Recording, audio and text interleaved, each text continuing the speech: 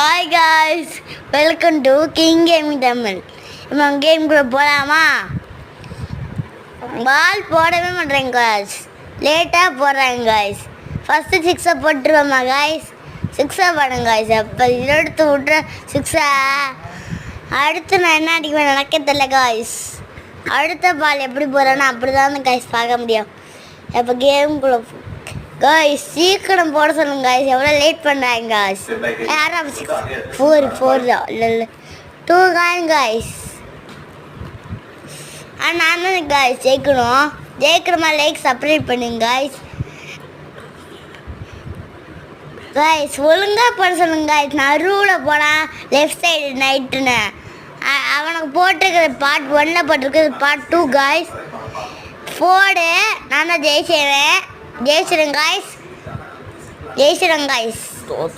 பாய் பாய்.